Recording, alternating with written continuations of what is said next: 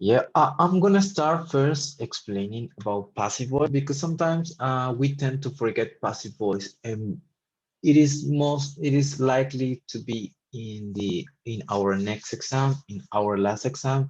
Just remember that it will be in 2 weeks time. Yeah, in 2 weeks time, because next weekend we don't have any class. Yeah, we haven't got any class next weekend, and probably I will be sharing a video as well. No? So in order for you to practice one more time a pet, no, one more time, because it is likely as well that we will be doing the the exam. In case we don't do it, then we can have another practice. I mean, would be necessary for us, but it's likely that I think it's like 60% that's gonna happen. No, the pet. Mhm. Okay, so I explain first the passive voice, because sometimes we forget, or we this kind of topic, this kind of grammar is complicated for some of you, right? So, but it isn't. Yeah, it isn't that complicated.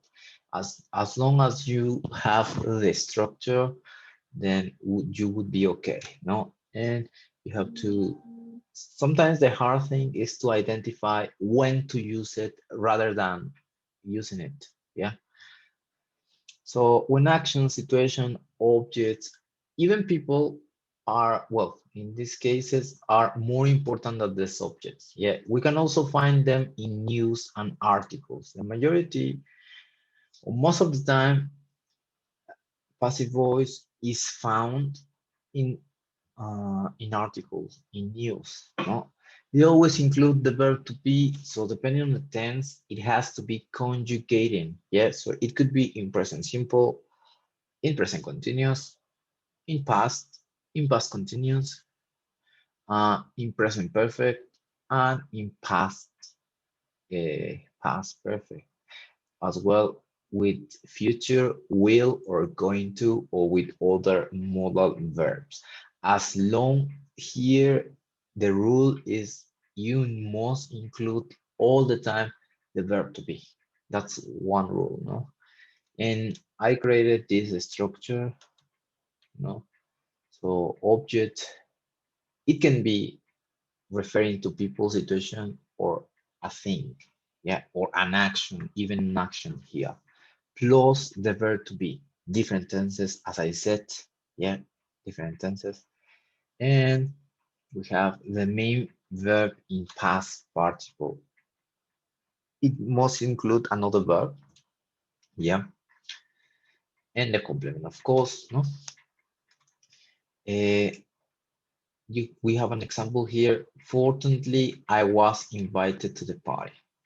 No, normally the active voice would be Robert invited me to his party. That would be the normal sentence, no? But I want to make an emphasis on this situation rather than the person who invited me. So I was invited to the party. You know, maybe, oh, I feel lucky. And as you can see, it is in past, yeah, and the verb to be has to be in past. So what is the past of verb to be? Was or were, no? If it were uh, like my friends, then it would change like this, you know? Depending on the subject, it can change. And then we have the main verb. The main verb, it is here, invited. Yeah, so my friends were invited to the party. Mhm. Someone else invited them. Mhm. As I said, he is focusing or making more emphasis in the situation or in the action rather than the subject. I didn't know that the house had been restored. Obviously, the house can repair by itself or can paint it by itself. So you need someone else. And in this case, it is in past perfect. I didn't know, and this action happened before another. Mhm. So what is the past perfect of the verb to be? Well, just remember, past perfect is with had or hadn't, no? Positive or negative, it can be. Mhm. And the verb in past participle, which is the verb to be, been, had been, and then the main verb again in past participle, no? Had been restored. That's why it is like that. Mhm.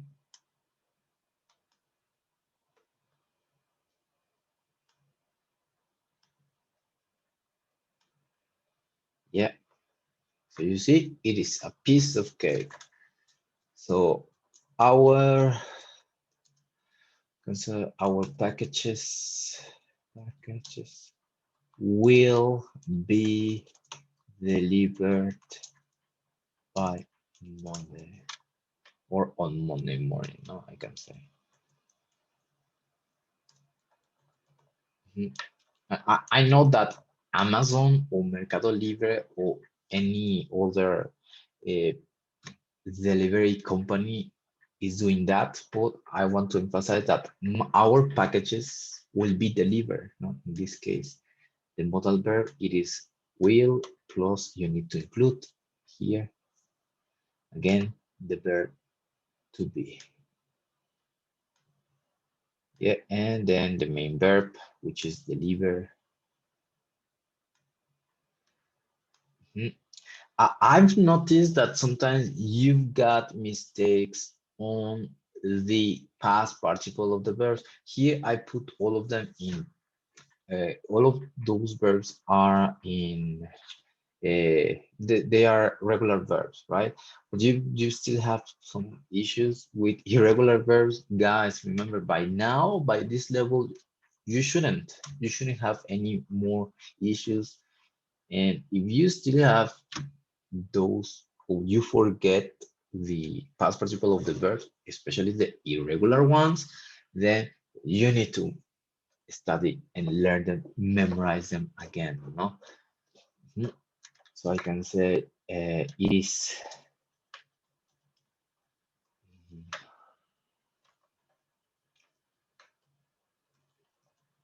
Kia used cars are made in Korea.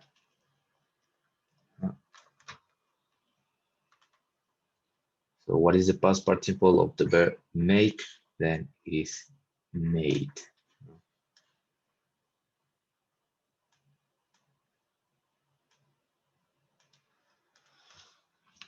So as you can see, I am using passive voice in different tenses: past simple, past perfect, future, present simple, no, present simple. Mhm. So it varies. Also, I can say in present perfect.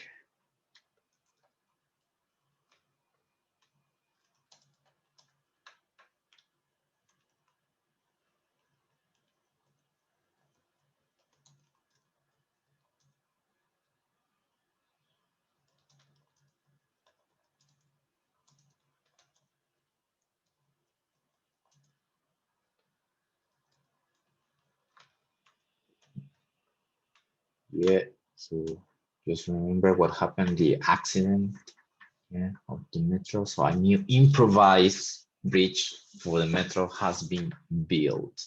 In this case, I am using present perfect. Yeah, what is the present perfect? Have or has, right? And then I am using the main verb is build. So what is the past participle of build? Built. No? So as you can see, it is easy here. It's easy piece of cake. Yes. And basically here you have a summary of almost all tenses. No? If you want me to do another tense, then I will do it. What can I say?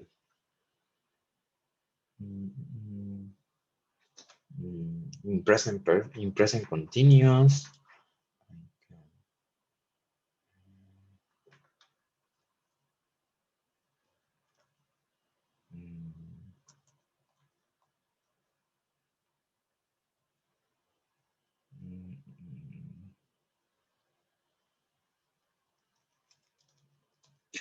A new rule for going, for being in the streets.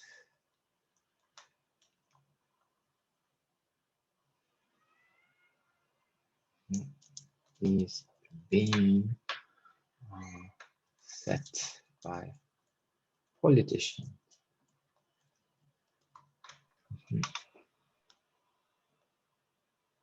In this case, I have present continuous form. Present continuous form. A new rule for being in the streets is being set or is being created by the politicians. Right? A new role for being in the streets is being set by politicians, not because we change to green, no, now. It's a politician strategy. Just remember, they have to rule the world.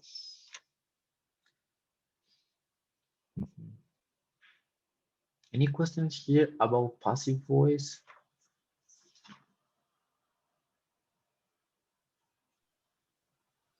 Any questions? No, teacher. Hopefully no. One more with past continuous. I'm just thinking.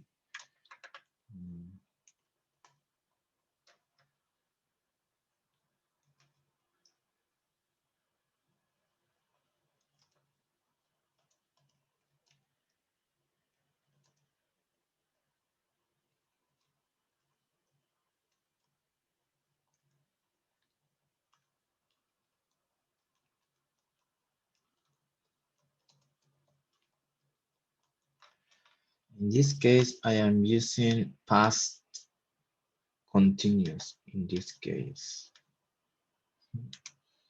All transistor chips were being destroyed by Japanese.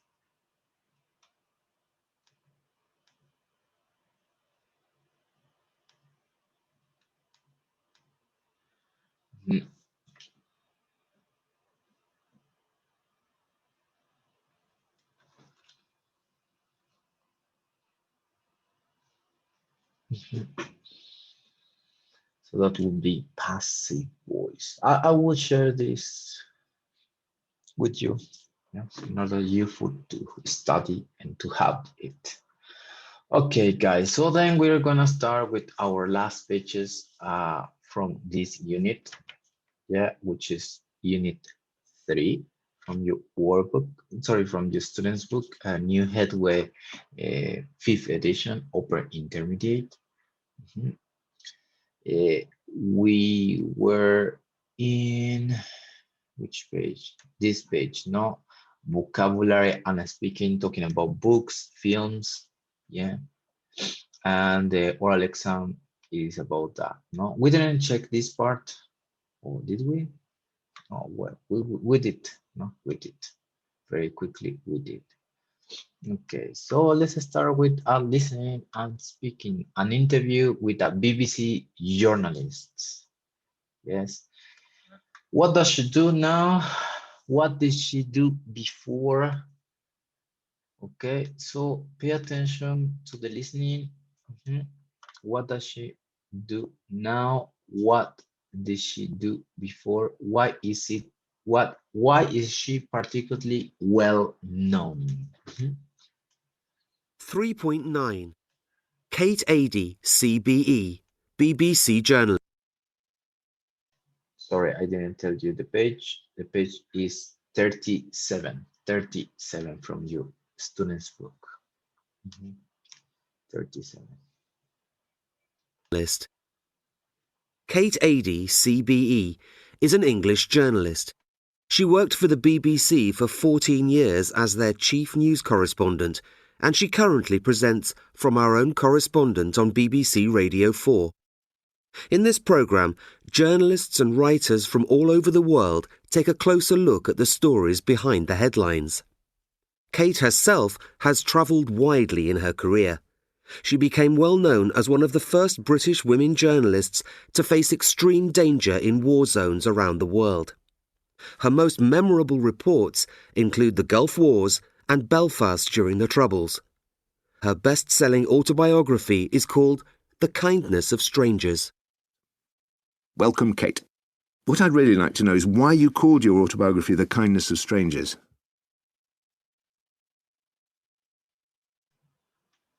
One more time.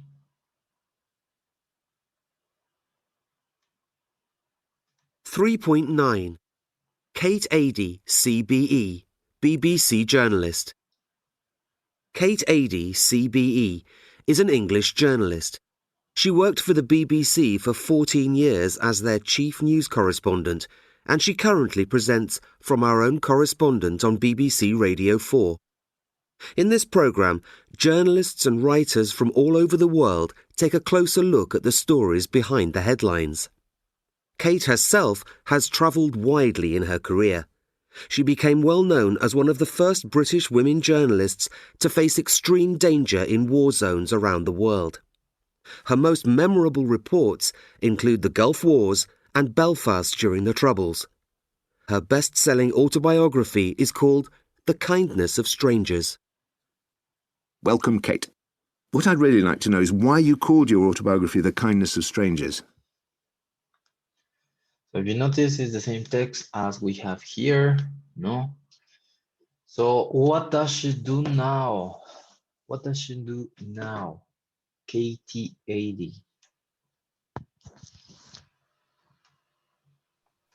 She's an Yes. journalist. English journalist. From BBC Radio 4. BBC. BBC Radio 4. Okay, what did she do before working on BBC Radio 4? She was war. She was at war? She faced extremely danger in war zones. Yeah. Well, if you say she was at war, that means she was a soldier, you know? We have to be more specific, no? Why is it particularly well known?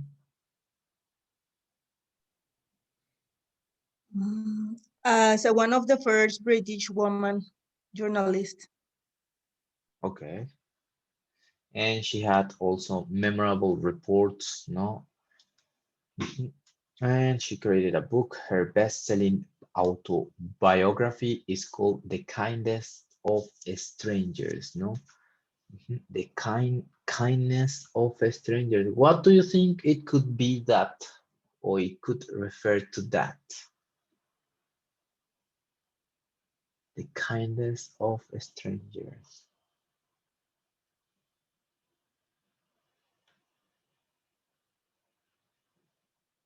What do you think it could be, that title?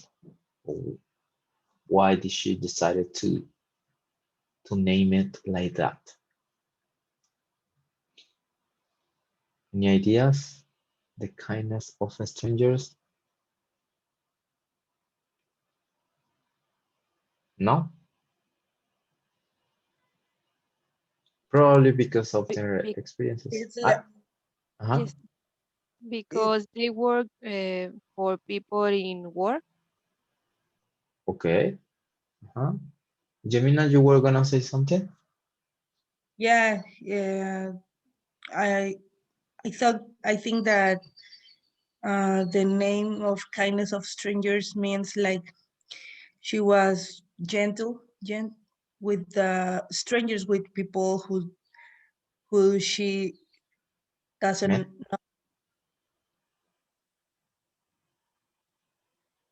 know.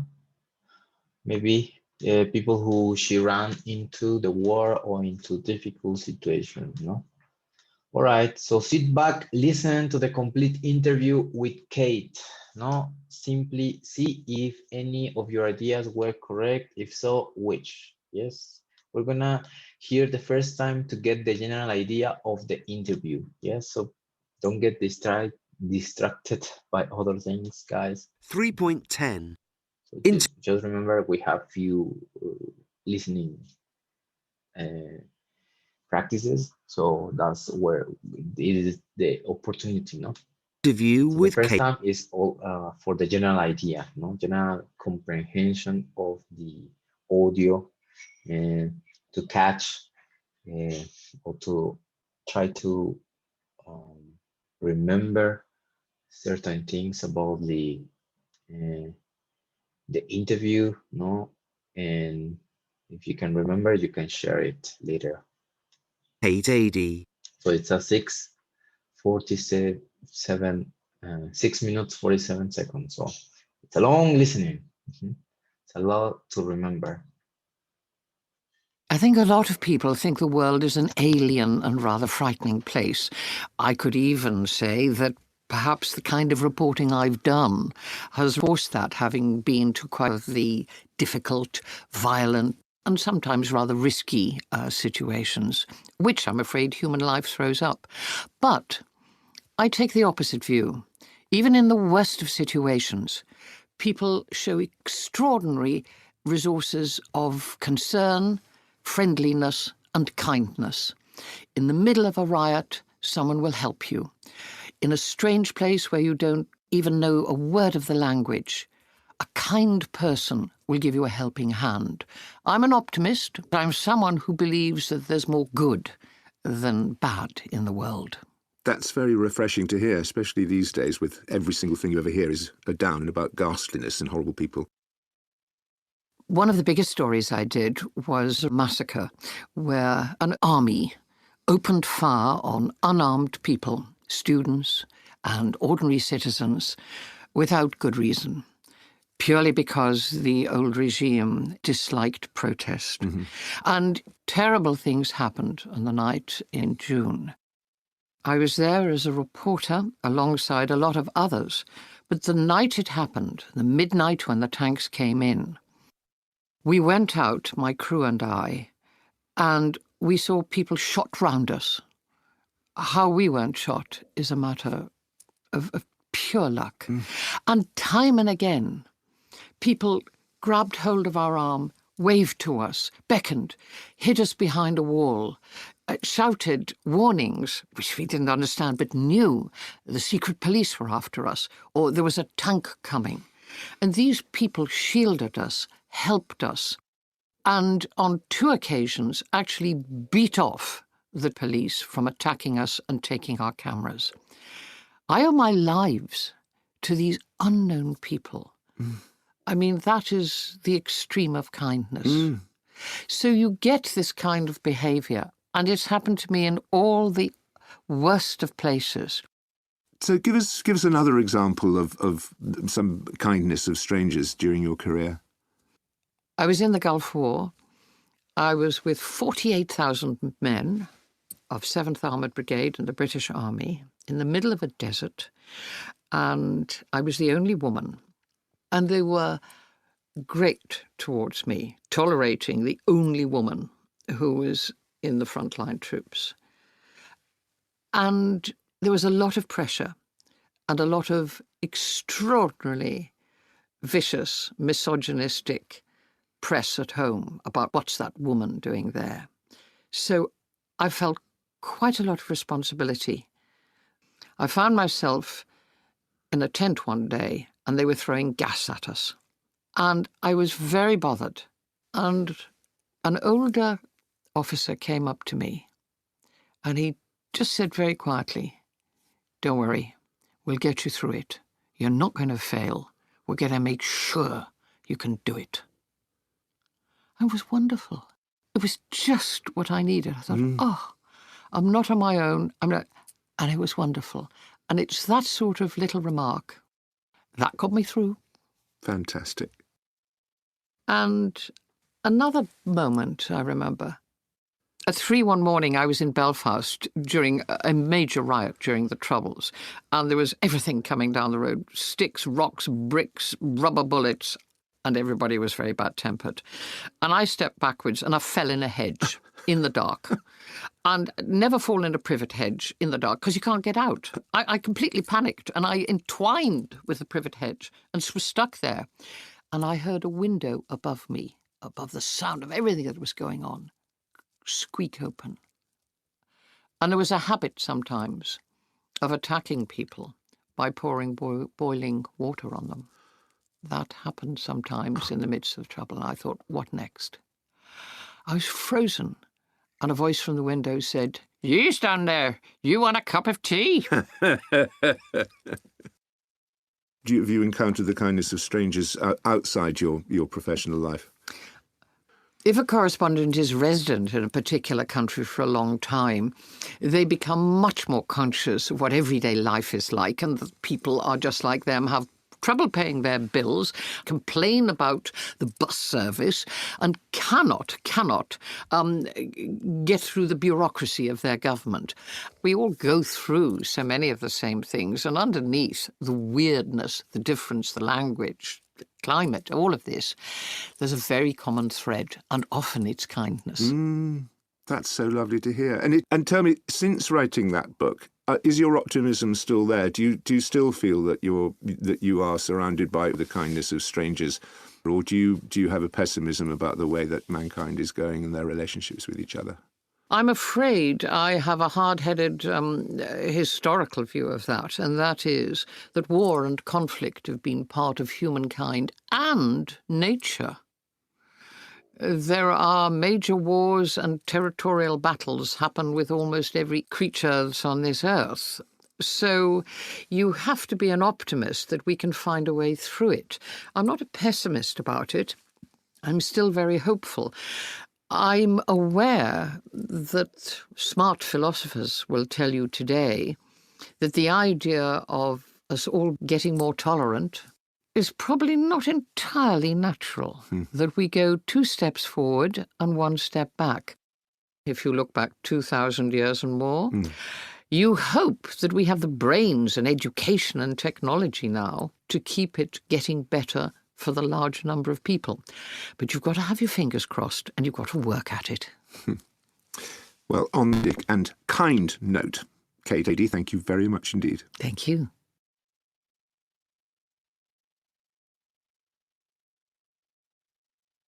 All right, so that was a long listening, no? Basically, she is telling anecdotes, experiences throughout his life as journalist, no? In these